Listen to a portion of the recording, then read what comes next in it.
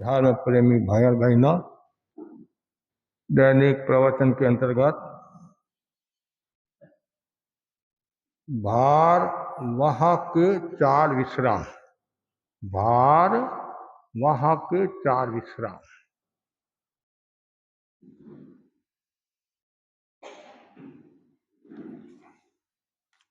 भगवान महावीर की वाणी है, मोह मूलानि दुखानि मोह मूलं च दम्मणं मोह मूलमनिवारणं संसारे सर्वदेहिनं संसारे सर्वदेहिनं।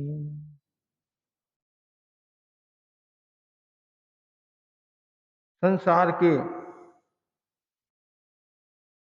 समस्त प्राणियों के और निर्वाण और शांति और परिभ्रमण का मूल कारण मोह है।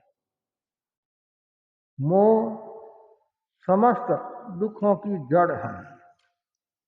मोह में पागल बना आदमी न अतीत की सोचता है, न वर्तमान में जीता है, न भविष्य के बारे में कल्पना करता है। मोह मदिरा पान के समान है। मदिरा में उन्मत्त व्यक्ति कोई सोच नहीं पाता है, चिंतन कर नहीं पाता है, उसे कोई प्रकार का भान नहीं रहता है।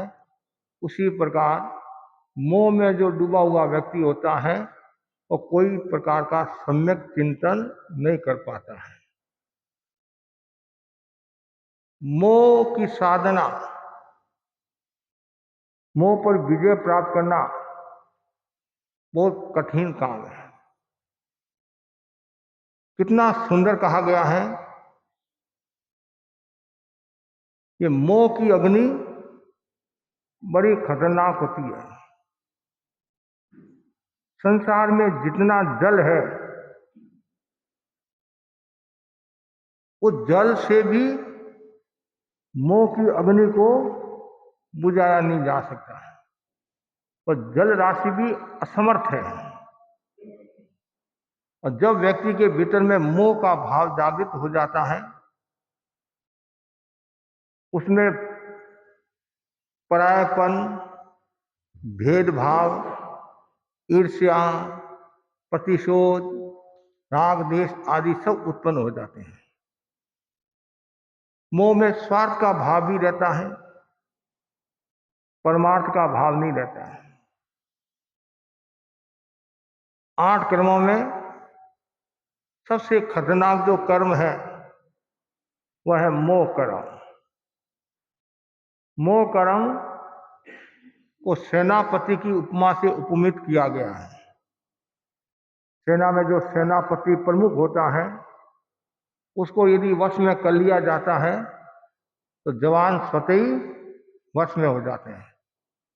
उसी प्रकार मोह रूपी सेनापति को वश में कर दिया जाता है तो बाकी के जो कर्म हैं, जवान हैं, वो स्वतः ही वश में हो जाते हैं। और मोहनीय कर्म 12वें गुण स्थान में क्षीण होता है। तो जब तक मोह है तब तक संसार में व्यक्ति परिभ्रमण करता रहता है। भगवान महावीर ने तो इतना कहा, मोह के कारण जीव गर्भ में जन्मता मरता रहता है, गर्भ में मरता रहता है। इसलिए मोह की चिकित्सा जरूरी है। आज जो हमारा विषय है वो श्रावक से संबंध रखने वाला है। खाणांग सूत्र में भारवाही श्रमिक के लिए 4 विश्राम बताए गए हैं। कितने विश्राम बताए? 4।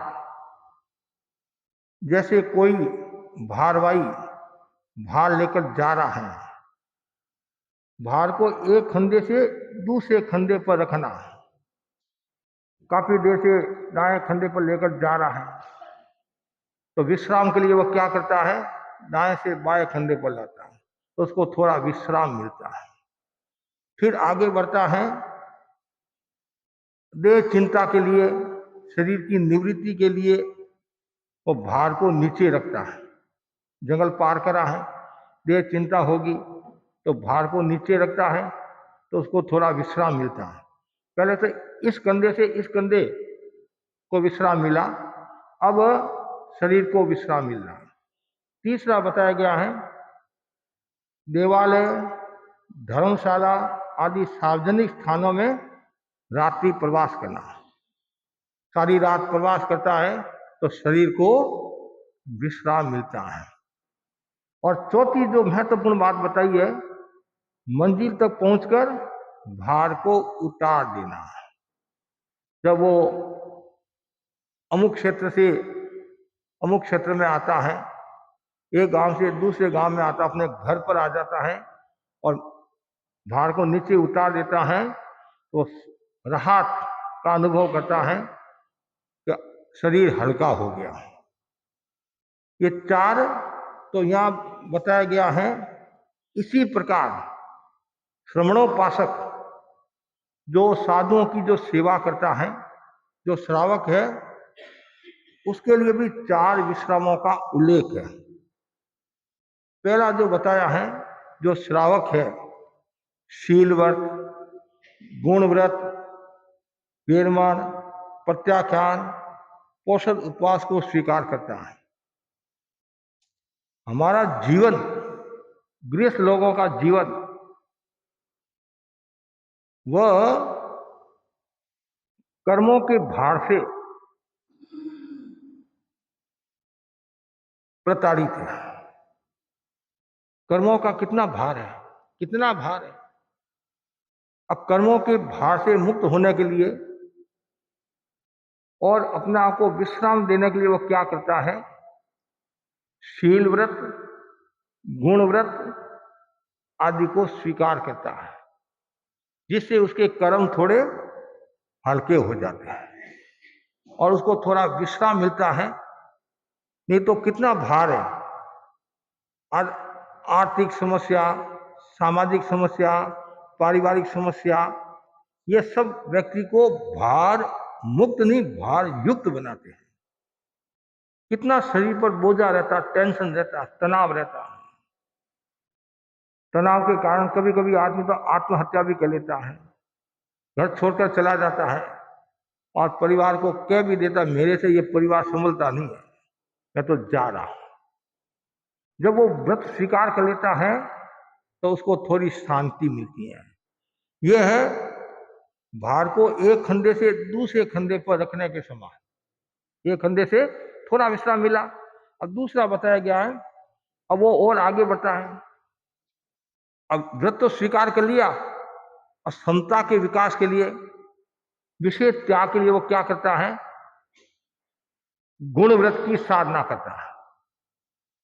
शिक्षा व्रत और गुणव्रत दो है, 5 अनुव्रत और 4 शिक्षा व्रत और 3 गुण व्रत, 4 शिक्षा व्रत, ये 4 12 हो गया। और ऐसा भी हम कह सकते हैं 5 अनुव्रत और 7 शिक्षा व्रत। तो अनुव्रत तो उसने पहले स्वीकार कर लिए और होली दिवाली कभी पोषा भी कर लेता है। अब विशेष साधना के लिए, जैसे देह चिंता के लिए गया तो उसने वजन को नीचे उतारा, आधा घंटा 1 घंटा उसको विश्राम मिला, तो वैसे वो अब समता के विकास के लिए क्या करता है, समाई करता है, देशावकाशी व्रत स्वीकार करता है। तो ये दूसरा विश्राम हो गया। थोड़ी देर के लिए, 1 घंटा के लिए उसने समाई की, 48 मिनट के लिए समाई की, तो उसको विश्राम मिला। विश्राम, पहले तो उसने व्रत स्वीकार किए, थोड़ा विश्राम मिला, अब वो आगे बढ़ रहा है, समाई करा है, देशावकाशी व्रत की साधना करा है, तो उसको और थोड़ा विश्राम मिला। तीसरा जो बताया गया है, अब समाई करता है, देशावकाशी करता है, फिर वो अष्टमी, चतुर्दशी, अमावस्या, पूर्णिमा के दिन पोषा करता है, तो वो विशेष साधना होगी। जब वो रात्रि में कहीं रुकता है तो भार को नीचे उतारता है, तो सारी रात उसको विश्राम मिला कि नहीं मिला। तो वैसे उसने अनुव्रत स्वीकार किए, समता की साधना के लिए समाई करा है और विशेष साधना के लिए वो क्या करा है, पोषद आदि करा है, तो वो तीसरे विश्राम के समान हो गया। चौथा विश्राम क्या, मंजिल आ गया, भार उतार दिया, तो पूरा वो विश्राम को प्राप्त हो जाता है और उसको थकान महसूस नहीं होती है कि वो अपनी मंजिल आ गई। मंजिल आ जाती तो थकान महसूस नहीं होती है। हम जैसे विहार करते हैं 5 किलोमीटर, 10 किलोमीटर, 15 किलोमीटर, जब तक मंजिल नहीं आती तब तक मंजिल आई नहीं, आई नहीं, आई नहीं। जैसी मंजिल आई, विश्राम, बस थकान उतर गई, थकान उतर गई, ऐसा अनुभव होने लग जाता है। और चौथा जो विश्राम बताया गया है वो बहुत महत्वपूर्ण बात है, सलेकना संथारा। सलेकना संथारा, वो अब मंजिल, वो भारवाहक तो मंजिल तक पहुंच गया, और श्रावक को भी यदि मंजिल तक पहुंचना है, चौथी मंजिल को, तो उसको क्या करना पड़ेगा? सलेकना संथारा।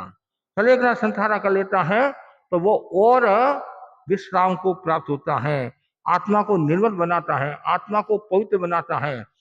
सबको विश्राम चाहिए, आपको भी विश्राम चाहिए, हमारे को भी विश्राम चाहिए। कुछ हमारे श्रावक भी कहते हैं महाराज ज्यादा मेहनत मत करो, थोड़ा विश्राम करो। कहते नहीं, विश्राम करो, ज्यादा मेहनत करोगे तो बीमार हो जाओगे, ये हो जाओगे। तो विश्राम सबको चाहिए, गृहस्थ को भी विश्राम चाहिए, साधु को भी विश्राम चाहिए। ये तो एक पक्ष हुआ। और त्याग की दृष्टि से भी विश्राम चाहिए। अध्यात्म की भाषा में विश्राम का अर्थ है मोह की चिकित्सा। मोह की चिकित्सा जरूरी है। और आज का युग क्या है? तनाव का युग है, टेंशन का युग है, प्रतिस्पर्धा का युग है। ये तनाव पैदा क्यों होता है? ये तनाव पैदा क्यों होता है? उसका कारण है मोह। मोह के कारण तनाव पैदा होता है। और मोह क्यों पैदा होता है?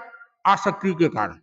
कोई वस्तु के प्रति आसक्ति है, पदार्थ के प्रति आसक्ति है, शरीर के प्रति आसक्ति है, तो वो तनाव। क्यों? मोह क्या है? राग देश परिणति। राग देश की जो परिणति वो क्या है? मोह है। तो यहां बताया गया अध्यात्म की भाषा में विश्राम का अर्थ है मोह की चिकित्सा। अब मोह की साधना करना बहुत कठिन काम है, चाहे ऋषि मुनि हो, चाहे श्रावक हो, कोई भी हो। अमोह की साधना बहुत कठिन काम है, लेकिन जो अमोह की साधना करता है तो वो बहुत बड़ा विश्राम को प्राप्त होता है। ये जी धन्यशाली है, भाग्यशाली है, जो निरंतर अमोह की साधना करते हैं, मोह की चिकित्सा करते हैं। जैसे कोई व्यक्ति बीमार हो गया, बुखार आ गया, पेट में दर्द है, तो वो कहाँ जाता है? डॉक्टर के पास जाता है, चिकित्सा के लिए जाता नहीं जाता? शारीरिक चिकित्सा के लिए जाता है, तो उसको डॉक्टर की दवाई लग जाती है, तो उसको राहत मिलती है, उसको विश्राम मिलता है। तो अध्यात्म में भी चिकित्सा का अपना मूल्य है। मन को निर्मल बनाने के लिए, भाव की शुद्धि के लिए आध्यात्मिक चिकित्सा जरूरी, मोह की चिकित्सा जरूरी है। और मोह की जो चिकित्सा कर लेता है और मोह पर विजय प्राप्त कर लेता है, तो पूर्ण विश्राम को प्राप्त हो जाता है। मोह बड़ा खतरनाक होता है। मोह के कारण बड़े बड़े ऋषि मुनि भी साधना से च्युत हो जाते हैं। गौतम स्वामी और भगवान महावीर का उदाहरण आता है। गौतम स्वामी का भगवान महावीर के प्रति कितना राग था। राग दो प्रकार का बताया, प्रशस्त राग और प्रशस्त राग। राग तो राग ही है नहीं, राग तो राग है। और शरीर के प्रति राग रखते हैं, परिवार के प्रति राग रखते हैं, संघ के प्रति राग रखते हैं, किसी के प्रति यदि राग रखते हैं, यदि रागात्मक भाव है, मोह का भाव है, तो वो प्रशस्त राग क्यों नहीं हो, लेकिन कर्मों का बंधन तो हो गई, कर्मों का बंधन तो हो गई। अब भगवान महावीर के प्रति गौतम स्वामी का जो राग था, वो कौन सा राग था? प्रशस्त राग था, प्रशस्त राग था। लेकिन राग तो राग ही है। अब भगवान को पता चल गया, और ऐसा कहा जाता है, इंद्र ने भी कहा कि आप गौतम स्वामी को दूसरी जगह भेज दो, पास वाले गांव में ब्राह्मण को समझाने के लिए, नहीं तो जब यहाँ रहेगा तो उनको केवल ज्ञान नहीं होगा। तो भगवान ने ऐसा कहा जाता है, इंद्र के निवेदन पर ऐसा भी कहा जाता है, और ऐसे भी उस ब्राह्मण को समझाने के लिए वो वहां भेज दिया, और पीछे भगवान महावीर का निर्वाण हो गया, मोक्ष को प्राप्त हो गए। जैसे मोक्ष को प्राप्त हुए और किसी श्राविका ने आकर कहा, गौतम स्वामी भगवान तो मंजिल को प्राप्त हो गए हैं, मोक्ष पधार गए हैं। जैसे कहा, अब इतने बड़े ज्ञानी, 4 ज्ञान के धनी, सबने पूर्व के जानकार, सब कुछ होने के बावजूद भी ये मोह की अग्नि बड़ी खतरनाक होती है, ये राग बड़ा खतरनाक होता है। कहते हैं बच्चे की तरह वो रोने लगे। कौन? गौतम स्वामी बच्चे की तरह रोने लगे, विलाप करने लगे। और फिर बाद में वापिस अमोह की साधना शुरू हुई, मोह की चिकित्सा शुरू हुई। अरे भगवान ने तो मेरे हित के लिए किया है, भगवान ने तो मेरी आत्मा के विकास के लिए किया है। चिंतन बदला, भावना बदली, मोह की चिकित्सा हुई, अमोही हुए, और क्या बन गए? केवल ज्ञानी बन गए। अब बोलो, इतने बड़े ऋषि मुनि उनको भी राग खा गया, मोह खा गया। कहना मतलब है न जाने कितने हम देखते हैं, परिवार में भी देखते हैं। अब लास्ट के क्षण है और परिवार वाले कहते हैं अब तो शांति रखो, अब तो भगवान का नाम लो। अरे बेटा तुमने अच्छा किया, भगवान का नाम मुझे याद दिला दिया। मैं भगवान दास में 65,000 रुपया मांग रहा हूँ। कितना? भगवान दास में 65,000 रुपया मांग रहा हूँ। वो बेवकूफ देता नहीं है, अभी तुम जाकर लेकर आ जाना। तुमने मेरे को अच्छा याद करा दिया। अब वो बेटा देखता रह गया। बेटा तो कह रहा भगवान का नाम लो, और वो के भगवान दास से 65,000 रुपया लेकर आ जा। फिर बेटे ने कहा पिताजी राम का नाम लो, अब तो भगवान का। अरे तुमने बहुत अच्छा याद दिलाया, रामचंद्र में 1,63,000 रुपया मांगता हूँ, अभी लेकर आ जा। फिर बाद में मैं पूरा हो गया तो देगा कि नहीं देगा। बेटे देखते रह गए, अरे वो भगवान दास रामदास को छोड़ो, भगवान का नाम लो, राम का नाम लो। अब प्राण निकल रहे हैं तो भी वो मोह मोह मोह मोह। इसलिए भगवान ने कहा मोह की चिकित्सा जरूरी है। और हमारे जैन आगमों में बहुत सुंदर एक कथानक आता है, घटना आती है।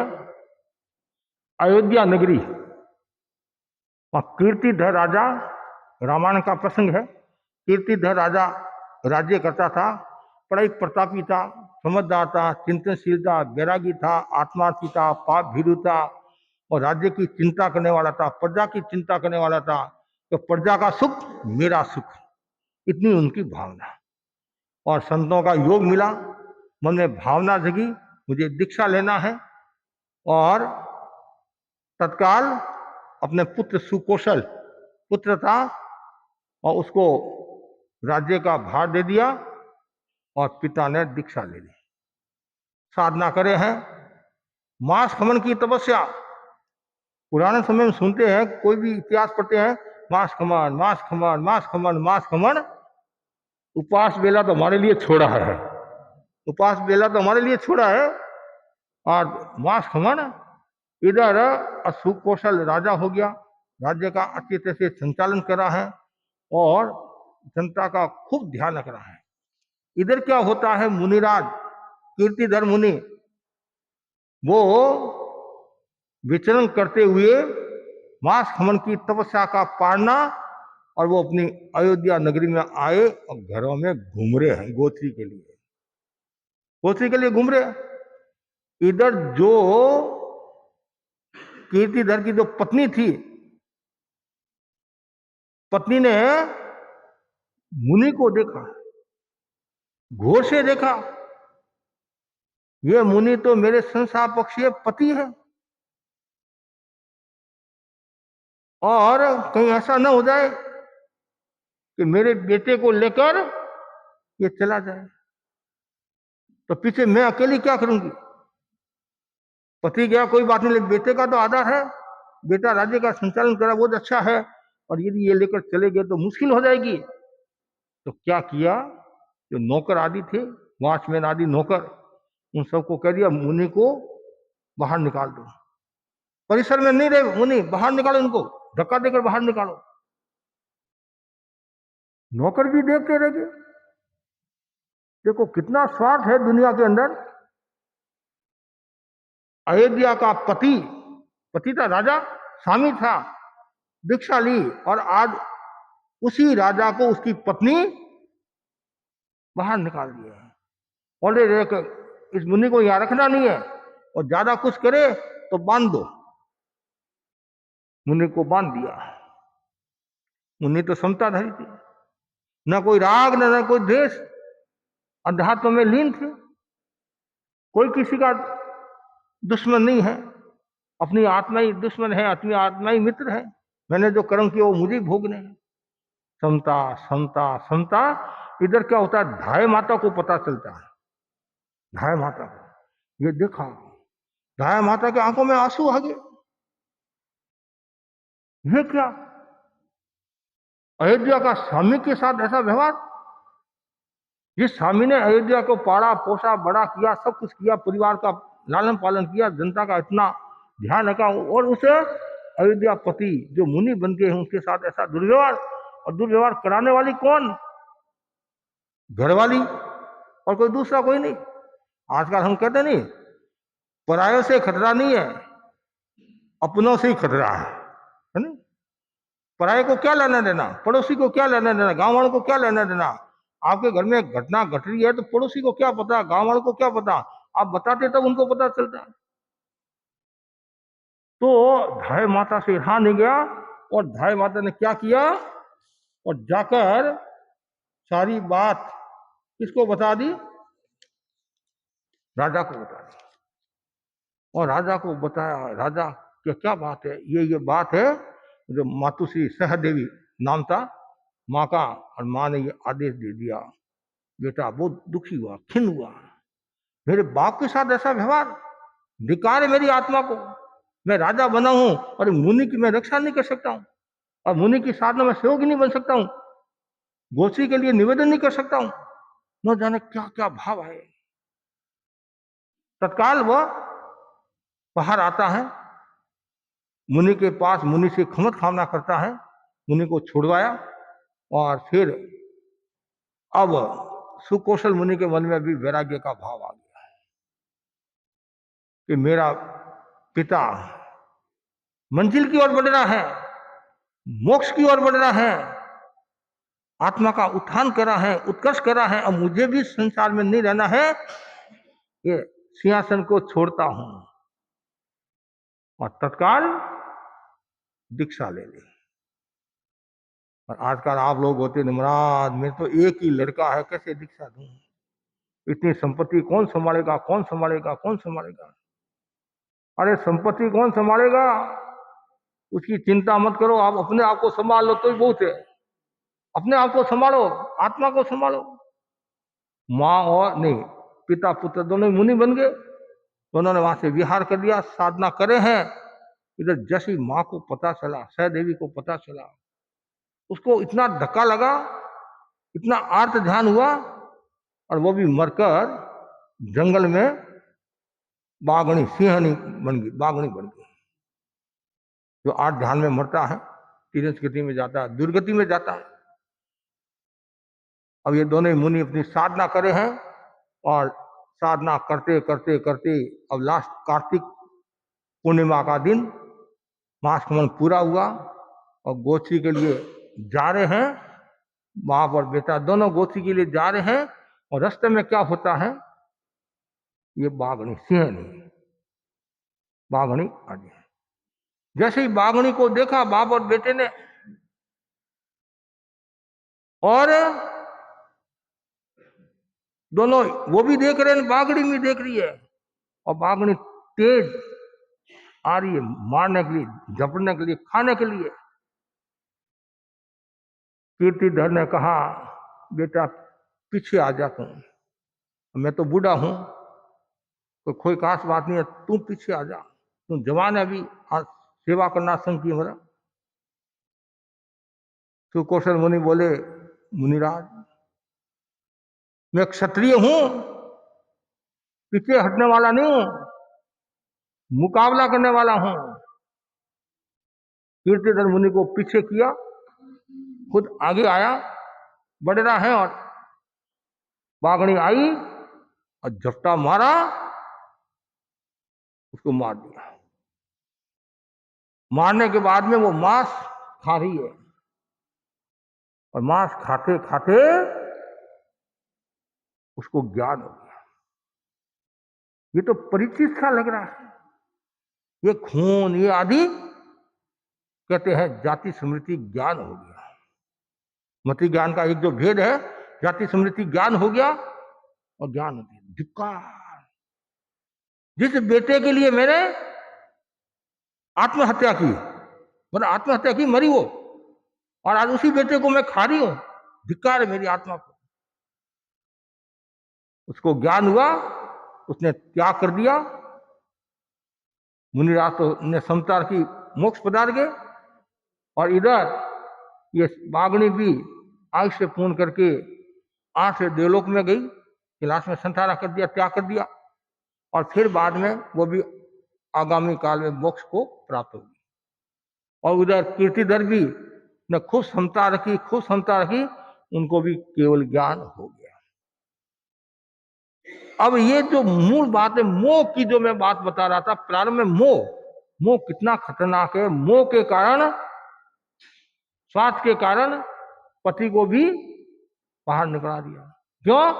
यदि अयोध्या नगरी में आएगा, घरों में आएगा, राजमहल में आएगा, तो बेटा स्वागत करेगा और कुछ करेगा, हो सकता है बाप प्रेरणा दे दे और बेटे को लेकर चला जाए।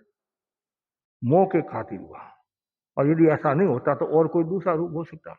इसलिए ज्ञानी जन कहते हैं, अध्यात्म की भाषा में विश्राम का अर्थ है मोह की चिकित्सा करो, उसके लिए प्रयोग करते जाओ, प्रयोग करते जाओ। निरंतर मेडिटेशन, अनुप्रेक्षा, अनुप्रेक्षा करने से बहुत बड़ा फायदा होता है। इतना फायदा होता है जिनकी हम कल्पना नहीं कर सकते हैं। बड़ी बड़ी बीमारियां अनुप्रेक्षा ध्यान से दूर हो सकती है। आप श्रावक हो, संपूर्ण रूप से आप पापकारी प्रवृत्ति करने में असमर्थ नहीं, अपने आप को असमर्थ मान रहे हैं, तो कम से कम श्रावक के 12 व्रत तो स्वीकार करें। और उनमें यदि आप ये जो 4 विश्राम बताए हैं, और कम से कम संथारा से लेकर हद नहीं कर सकता तो 3 तो स्वीकार करो। अणुव्रत, गुणव्रत, फिर सामायिक समता की साधना, देशावकाशिक छोटे छोटे त्याग, और विशेष अष्टमी, चतुर्दशी, अमावस्या, पूर्णिमा के दिन पोषण करना। पुराने समय में एक परंपरा थी, हमारे श्रावक अष्टमी चतुर्दशी के दिन पोषण करते थे, और आज तो विशेष नजर ही नहीं आते हैं। कुछ श्रावकों को पता ही नहीं चलता है अष्टमी है नवमी है, बड़ा तारीख याद है हमारे को। तो आज का जन्म दिवस भी है, और तिथि को नहीं मनाते हैं, तारीख को मनाते हैं। लेकिन हमारे यहाँ तो तिथि को महत्व दिया गया है। तिथि के अनुसार हम जन्म दिवस, दीक्षा दिवस आदि मनाते हैं। तिथि का अपना मूल्य होता है। अष्टमी, चतुर्दशी, अमावस्या, पूर्णिमा का उपवास के साथ पोषण करना, इससे बहुत विश्राम मिलेगा आपको। पेट को भी विश्राम मिलेगा और मस्तिष्क को भी विश्राम मिलेगा। पेट को विश्राम कैसे? 24-36 घंटे का त्याग हो जाएगा तो पेट को विश्राम मिल जाएगा। पोषण करेंगे तो व्यापार से विश्राम मिल जाएगा। नहीं तो व्यापार दुकान जाओगे तो टेंशन, ये करना वो करना वो करना, और लास्ट में यदि सलेखना संसारा स्वीकार कर ले तब तो बेड़ा पार हो जाएगा। पूर्ण विश्राम, पूर्ण विश्राम मिल जाएगा आपको। सलेखना संसारा भी बहुत ऊंची साधना है, हर कोई व्यक्ति नहीं कर सकता है। कुछ लोग तो तरसते हैं हमें संसारा आए, संसारा आए, लेकिन वो संसारा कर नहीं पाते हैं, कर नहीं पाते हैं। मोह इतना होता है, परिवार का इतना मोह होता है तो पिताजी अभी हाल रुको रुको रुको रुको, अगले रविवार को देखेंगे, अगले शनिवार को देखेंगे, अब अगला कब आता है उससे पहले वो ऊपर चले जाते हैं। फिर हमारे पास आते, महाराज बहुत मन था, हमने उनको मना किया, कभी मना नहीं करना। भीतर की यदि चेतना जग जाती है मुझे त्याग करना है तो कभी रोकना नहीं चाहिए। क्यों रोके हम? ऐसे हम कर्मों से भारी है तो नए कर्मों का बंधन क्यों करें? ठीक है, आपका कर्तव्य है परीक्षा लेना, शरीर को देखकर बातचीत करना, उनको प्रेरणा देना, ये सब ठीक है, लेकिन कोई यदि त्याग कर रहा है तो उसके अंतराय नहीं देना। ये सलेखना संसारा ऐसे हर कोई व्यक्ति कर नहीं सकता है, और हर कोई करा भी नहीं सकता है। संसारा भी हर कोई व्यक्ति न कर सकता है न करा सकता है, इनमें भी गुरु की आज्ञा के बिना नहीं होता है। और दूसरी बात है, पहले सलेखना कराते हैं, उसके बाद में फिर संसारा की बात आती है, और कभी इमरजेंसी में कराना भी पड़ता है, करा दिया तो फिर गुरु को निवेदन कराना पड़ता है। तो इसलिए आप ये समोपासक के 4 जो विश्राम है, ऐसे भारवाहक के 4 विश्राम ध्यान में आ गया आपके?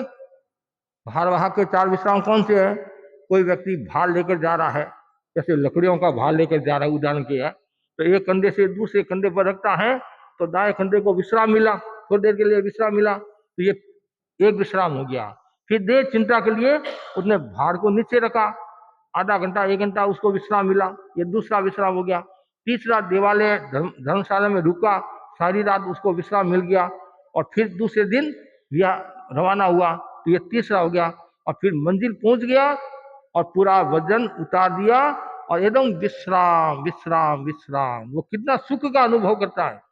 मैंने पानी लेने के लिए जाती थी पहले, 2-3 घड़ा पानी लेकर आती थी, 2 घड़ा ऊपर हाथ में अलग ऐसे अलग लेकर, और जैसे घर में आती और नीचे उतार देती तो कितना वो विश्राम का अनुभव करती, शांति का अनुभव करती रात का, कि बस मंजिल पहुंच गई हूँ और मेरी थकान दूर हो गई है। तो वैसे ही श्रावक ये है कि पहले शील व्रत गुण व्रत को स्वीकार करो, छोटे छोटे त्याग करो, फिर उसके बाद में सामायिक संवाद देशाकाशी, उसके बाद में फिर अष्टमी चतुर्दशी का पोषा, और लास्ट में सलेकरा संसारा करके आत्मा का कल्याण कर लो। अब ये श्रावक के 4 विश्राम हैं। और विश्राम कब मिलेगा? विश्राम कब मिलेगा? जब आप प्रवृत्ति से निवृत्ति की ओर बढ़ोगे तब विश्राम मिलेगा, ऐसे तो विश्राम मिलने वाला नहीं है। तो कहते हैं भाई जब तक सांस है तब तक आस है, कहते नहीं, सांस है तो आस है, वो कुछ न कुछ करता रहता है। महाराज इस बार ऐसा काम करूं तो हो सकता है इसमें धन मिल जाए, ऐसा करूं तो इसमें धन मिल जाए, ऐसा करूं तो इसमें धन मिल जाए, तो उसके लिए इतनी मेहनत करता है। तो आत्मा के लिए थोड़ी मेहनत कर ले, उसमें तो कर्मों का बंधन होता है, उसमें विश्राम नहीं मिलता है, उसमें तो टेंशन मिलता है, उसमें तो टेंशन मिलता है। तो विश्राम तो त्याग करेगा तब विश्राम मिलेगा। विश्राम भी जरूरी है, और विश्राम नहीं है तो बीमारी भी हो जाती है। ऐसे यदि शरीर को भी विश्राम नहीं मिलता है तो बीमारी हो जाती है। और कोई व्यक्ति ज्यादा ये जगता है, कभी कभी है नहीं, 4 घंटा 6 घंटा 8 घंटा 10 घंटा 12 घंटा जगता है लगातार, फिर वो नींद नहीं ले पाता है, तो शरीर को विश्राम नहीं मिलता है तो बीमारी हो जाती है, टेंशन हो जाता है। तो विश्राम हर एक को चाहिए। तो अध्यात्म में भी विश्राम की आवश्यकता है। मोह को विश्राम दे दो, मोह को, खूब मोह को काम में ले लिया, मतलब राग देश को खूब काम में लिया, राग देश पर अब विजय प्राप्त करने का मौका आ गया है। राग देश के कारण तो हम संसार में परिभ्रमण कर रहे हैं, दुख भोग रहे हैं, पीड़ा भोग रहे हैं, कष्ट भोग रहे हैं। और पूर्ण विश्राम पाना है तो ये आपको प्रयोग करना पड़ेगा। और पूर्ण विश्राम पाना है, वीतरागता की ओर बढ़ना है, तो फिर आपको केवल ज्ञान प्राप्त करना है, तो फिर साधुपना लेना पड़ेगा। क्या लेना पड़ेगा? साधुपना लेना पड़ेगा। कि महाराज फिर आप कहेंगे साधुपना तो आजकल भाइयों को 50 साल के तो बाद में देते नहीं है, 45 साल के बाद बहनों को देते नहीं है, तो फिर हम साधुपना कैसे ले? हमारे यहाँ भी कुछ ऐसे भाई है, मेरी बहुत इच्छा है साधुपना लेने की। तो गुरुदेव संत भी कहते हैं हाँ हम देने के लिए तैयार है, साथ में एक पर एक फ्री। हाँ एक पर एक फ्री है, दिवाली सामने आ रही है, दिवाली आ रही है सामने, एक पर एक फ्री स्कीम है, तो वो भी गुरुदेव कृपा करा सकते हैं। कि सब यदि हम 70, 80, 90 वालों को ले लेंगे हैं, तो फिर सेवा करने वाले भी तो चाहिए नहीं, सेवा करने वाले भी तो चाहिए नहीं। कभी कभी क्या होता है, घर में यदि 2 वृद्ध आदमी है तो उनके लिए भी आप व्यवस्था करते कि नहीं करते हैं? व्यवस्था करते ही नहीं करते हैं। तो सब यदि संघ में वृद्ध साधु साध्वी होंगे तो भी संघ चलता नहीं है, तो सब तरह के साधु साध्वी चाहिए। तो इसलिए आपके मन में भी वो भावना आए कि श्रावक के जो 3 मनोरथ है, श्रावक के 3 मनोरथ है, उसमें एक महत्वपूर्ण मनोरथ ये है, दीक्षा का है। तो अब सलेखना संसारा की भावना और साथ में यदि दीक्षा आ जाए तो और आनंद आ जाता है। इसलिए सभी भाई बहनों को कहना चाहूंगा, आप हमेशा हल्के रहे, हल्के तभी रहेंगे आप प्रतिस्पर्धा में नहीं पड़ोगे, सामाजिक कुरूढ़ियों में नहीं पड़ोगे, परिवारवाद में नहीं पड़ोगे, तो हल्के रहोगे। पंचायती में पड़ गए हल्के नहीं, भारी हो जाओगे आप। कुछ लोग ऐसे हैं पंचायती भी बहुत करते हैं, घर की तो करते नहीं है, पर की पंचायती ज्यादा करते हैं। उनमें उनको बहुत रस आता है, बहुत रस आता है। अरे क्या रस है, वो भारी हो रही है तू, तो कहाँ भारी हो रही, मैं तो बहुत हल्की हूँ। और शरीर से तो हल्की है, कर्मों से भारी हो रही है तू। तो पंचायत नहीं करना तो अपनी आत्मा की पंचायत कर। दूसरों को तू सलाह दे रही है, इसको भी सलाह दे कि तुमने अब खूब संसार का काम कर दिया है, और यदि तुम्हारे को विश्राम पाना है तो त्याग तपस्या के क्षेत्र में आगे बढ़, तो तुम्हारा कल्याण होगा। मतलब संसार का काम करते करते, पंचायती करते करते अनंत काल बीत गया तो भी आज समाधान नहीं मिला है, पंचायती पूरी नहीं हुई है। और यदि जिस दिन तुम आत्मा को देखने लग जाएगा, आत्मा की पंचायती करने लग जाएगा, तो तुम्हारा बेड़ा पार हो जाएगा। इसी आशा के साथ ओम आनंद।